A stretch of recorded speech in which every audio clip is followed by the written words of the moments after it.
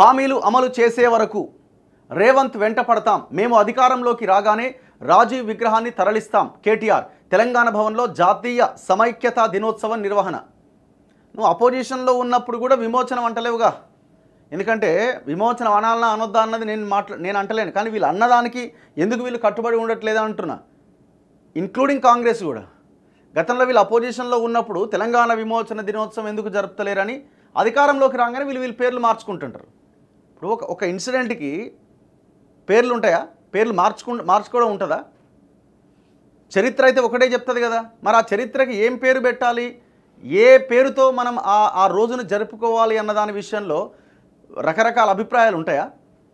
రకరకాల అభిప్రాయాలు ఉండొచ్చు. కానీ మీ అభిప్రాయం దఫదఫాలుగా మారుతూ ఉంటుందా? అధికారంలో ఉన్నప్పుడు ఒక మాట, ప్రతిపక్షంలో ఉన్నప్పుడు ఒక మాట.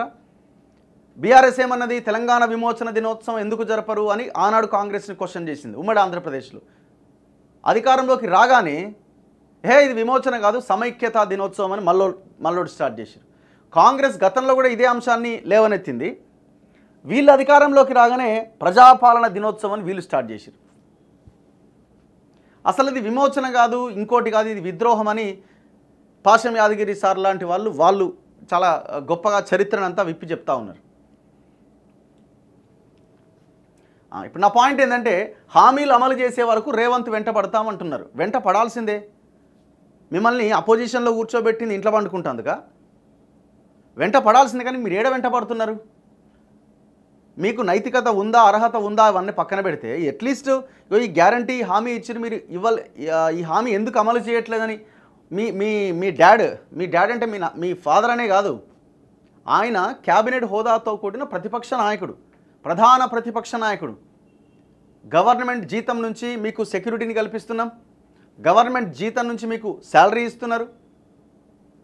మరొక మంత్రికి ఉండే అన్ని ఫెసిలిటీస్ కేసీఆర్కి పోతున్నాయి. మరి ఆయన ఎందుకు మాట్లాడతలేడు? మేము వెంటబడతామంటే ఎవరు వెంటబడేది? మీ నాయకుడే ఇంట్లో పడుకున్న తర్వాత వెంటబడేది ఎవరు? రేవంత్ రెడ్డి వెంటబడేది.